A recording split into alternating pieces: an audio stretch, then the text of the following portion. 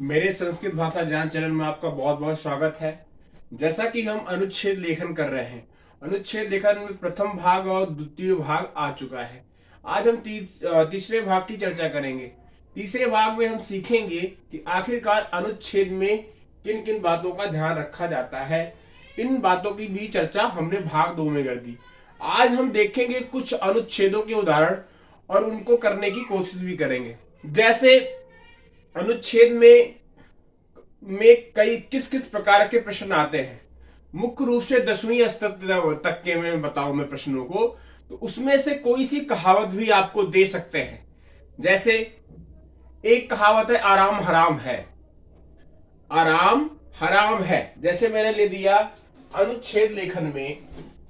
ये भाग 3 की चर्चा हो रही है तो भाग 3 डालेंगे। भाग 3 क्या पढ़ रहे हैं हम? अनुच्छेद लेखन। अनुच्छेद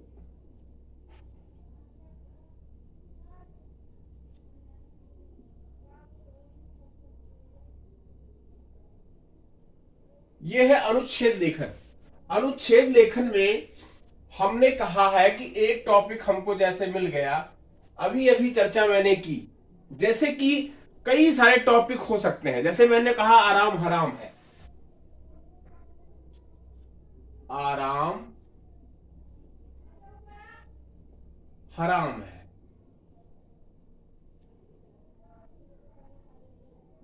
ये हो गया टॉपिक। अब इस टॉपिक पर आपको अगर 2 से 3 लाइनें लिखनी पड़ जाए तो आप बड़े आराम से लिख सकते हैं, वही आपका अनुच्छेद हो जाएगा। कैसे आप लिखेंगे कि किसी व्यक्ति को अगर सफल होना है तो उस व्यक्ति को नियमित रूप से एक उचित दिशा में कार्य करना होगा, क्योंकि सफलता की जो सीढ़ी है वह जो है कठिन मेहनत से ही जाती है। इतना आप लिखेंगे तो 3 लाइनें आपकी हो गई, मतलब अनुच्छेद आपका पूरा हो गया। या हर एक अनुच्छेद को लिखने वाला विद्यार्थी अपने अपने तरीके से लिखता है। ये नहीं होता कि अनुच्छेद में की स्वतंत्रता नहीं है, क्योंकि आपको लिखवाया गया कि हमेशा से अनुच्छेद जो होते हैं स्वतंत्र होते हैं। प्रत्येक विद्यार्थी के थॉट अलग अलग होते हैं और वो अपने विचारों के माध्यम से लिखता है। जैसे कि इसमें आराम हराम है, उसने आराम को हराम अर्थात जो व्यक्ति आलस्य को धारण करता है उसका जीवन दुखमय बन जाता है, इसका शाब्दिक अर्थ है। तो कहने का मतलब कठिन मेहनत करने वाला व्यक्ति ही सफलता के नए आयामों को चूमता है। अर्थात सक्सेस आपको चाहिए तो हार्ड वर्क करना ही पड़ेगा। इस प्रकार से आप उस जो टैग दिया है यहां पर, जो टॉपिक यहां पे दिया गया, उसको आपको समझना पड़ेगा। अगर उसको आप समझ गए तो आपको दिक्कत ही नहीं होने वाली है। जैसे मैं और बताऊं, टॉपिक बहुत सारे हैं। जैसे कहावत है, जैसे एक टॉपिक और आपके आता है कि काला अक्षर भैंस बराबर। लोकोक्ति है काला अक्षर भैंस बराबर। इस पे कैसे आप लिखेंगे? लिख दिया गया काला अक्षर भैंस बराबर। भैंस बराबर, इसका शाब्दिक अर्थ होता है निरक्षर व्यक्ति। निरक्षर था जिसे अक्षर का ही ज्ञान ना हो, अर्थात अनपढ़। तो यह अनपढ़ के बारे में बात कह रहा है। ये लोकोक्ति कह रही है अनपढ़ों के बारे में। तो आपको बतलाना होगा कि हमारे भारत देश में आज जहां विश्व के पटल पर अगर हम देखते हैं तो शिक्षा का जितना मानक हमारे भारत में होना चाहिए उतना मानक है नहीं। हम अभी तक 65% के एबव ही शिक्षा का प्रचार प्रसार कर पाए हैं। बाकी जो बचे हुए लोग हैं 35% वह शिक्षा से वंचित हैं। ऐसा क्यों है? अब इतना सारा टॉपिक आप लिखने को लिख सकते हैं। लेकिन आप यहां पे निबंध नहीं लिख रहे हैं, बल्कि क्या लिख रहे हैं, आपको एक शॉर्ट नोट लिखना है 3-4 लाइन का। बस 3-4 लाइन लिखे आप कि आपका अनुच्छेद तैयार। मैंने बोला है किसी भी गद्यांश अगर आ जाए, मान लो गद्यांश आ गया 10 लाइन का, 12 लाइन का, और बोल दिया गया अनुच्छेद लिखिए, तो आप क्या करेंगे, उस अनुच्छेद को, जैसे आ गया शेरशाह सूरी के बारे में कि शेरशाह सूरी ऐसा एक राजा था जिसने ग्रांड ट्रंक रोड बनवाई और डाक प्रणाली वहीं से जो है स्वचालित हुई। उन्होंने अनेक जो है कुएं, अनेक नहरें और तालाब खुदवाए। तो इसमें शहंशाह की देखो बड़ाई ही से बड़ाई की जा रही है। तो इन सबको, इतनी सारी ढेर सारी बातों को अगर हमको 1 या 2 लाइन में कहना हो तो हम कह सकते हैं शेरशाह सूरी ने अनेक जो है कार्य किए। शेरशाह सूरी ने अनेक कार्य किए, जिसमें प्रमुख से ग्रांड ट्रंक रोड, डाक प्रणाली और तालाबों और नहरों को खुदवाना था। तो इतना आप लिखेंगे तो 2 लाइन में खत्म हो जाएगा। तो शेरशाह सूरी का जो ये इतना बड़ा पैराग्राफ है उसको लिखने की जरूरत आपको नहीं रहेगी। तो इस प्रकार से आप टॉपिक को पहले पढ़ेंगे, ऑब्जर्व करेंगे, फिर उतने सारे पूरे भाव को, जो 10 लाइनों का भाव है, कैसे उसको 3 या 4 लाइनों में कन्वर्ट करना है। अगर आपने इसको सीख लिया तो अनुच्छेद आ गया। फिर अनुच्छेद, क्योंकि लघु होना इसकी पहली शर्त है, बहुत विस्तार वाला अनुच्छेद सही नहीं माना जाता है। और मैंने बताया है उच्च कोटि का कैसा रहेगा। उच्च कोटि के अनुच्छेद में प्रथम लाइन या द्वितीय लाइन में ही टॉपिक के बारे में रहता है। तो इस प्रकार से जैसे आ गया, मान लो अगले में दे दिया, तीसरा टॉपिक दे दिया, अब दे दिया मूल अधिकार, आ गया मूल अधिकार। अब मूल अधिकार के बारे में अभी आपका वीडियो आया हुआ है, विष्णु दत्त सर ने मूल अधिकार के बारे में बताया है। तो वहां से आप देखिए कौन कौन से मूल अधिकार थे, उसका शॉर्ट नोट कैसे हम बना सकते हैं। इस टॉपिक को आप वहां से भी देख सकते हैं और यहां पर भी लिख सकते हैं। तो चाहे दोनों प्रकार में से किसी भी प्रकार का आएगा, आप प्रश्न को छोड़ेंगे नहीं, आप प्रश्न को करेंगे जरूर। और ऐसे ही देखो, उसमें लिखा था, जब मैं सिलेबस पढ़ रहा था आपका 10वीं का, उसने कहा था कि आप की दिनचर्या से रिलेटेड आएगा।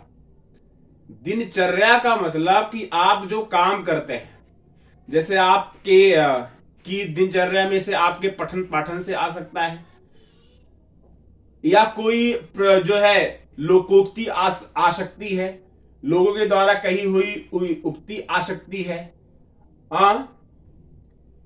तो इस प्रकार से या तो कोई जो है गद्यांश आ गया, उस गद्यांश से फिर आपको अनुच्छेद लिखना रहा, तब भी आप कर लेंगे। 2 तरीके से आते हैं, इस पे 2 तरीके से प्रश्न आएंगे। पहला तरीका जो है, गद्यांश दिया होगा,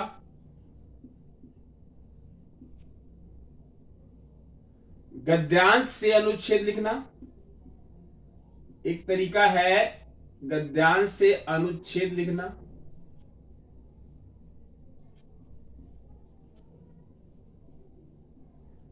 वन थर्ड लिखना है, 1/3। अगर 12 लाइनें हैं तो 3 लाइन से डिवाइड कर दो, कितनी आनी चाहिए फिर? 4 लाइन। 4 लाइन फिर आनी चाहिए।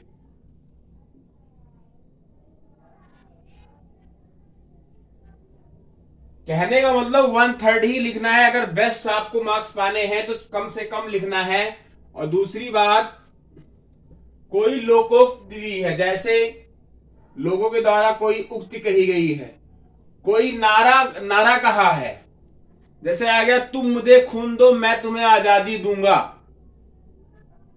करो या मरो, ये भी आपका टॉपिक आ सकता है। तो कहीं से कुछ उक्ति वो पूछ सकता है। जैसे हमारे जीवन में पेड़ों का महत्व, ये भी आ सकता है, बहुत ही सुंदर है। पेड़ों का महत्व मान लो आ गया। अब पेड़ों के महत्व के बारे में लिख लो आप।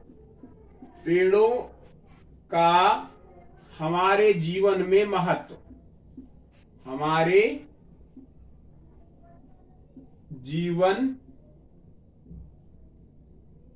में महत्व,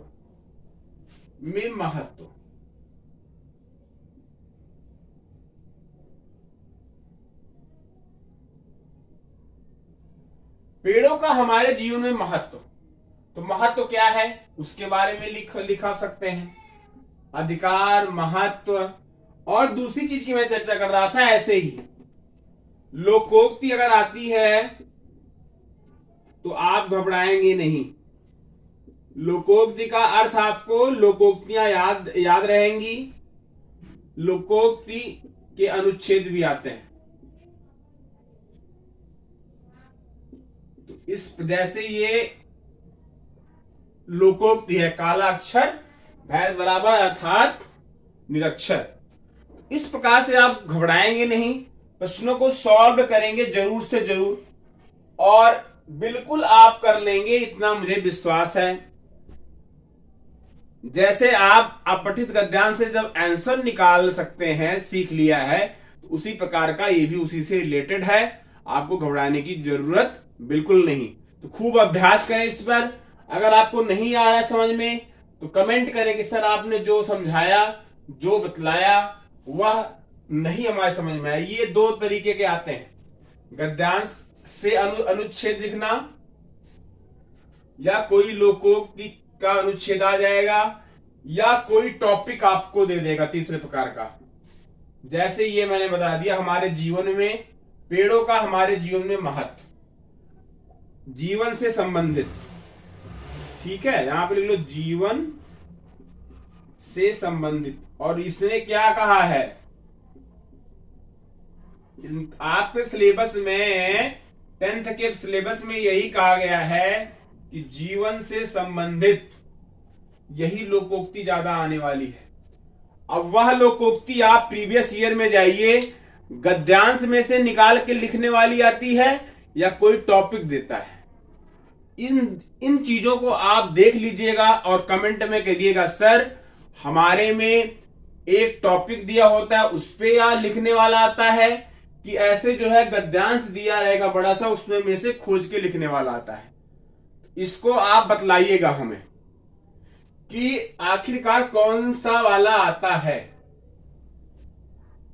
टॉपिक वाला आता है कि गद्यांश वाला आता है। इसको कमेंट के माध्यम से बतलाएंगे तो आपको हम नेक्स्ट वीडियो में अगर कुछ इसमें और बतलाना जो है समझाना रहेगा तो अच्छे से आपको बतला देंगे। ठीक है, तो ये रहा आज का टॉपिक। बहुत बहुत धन्यवाद आप सभी छात्रों का, मेरे अनुजों का, गुरुजनों का के चरणों में प्रणाम।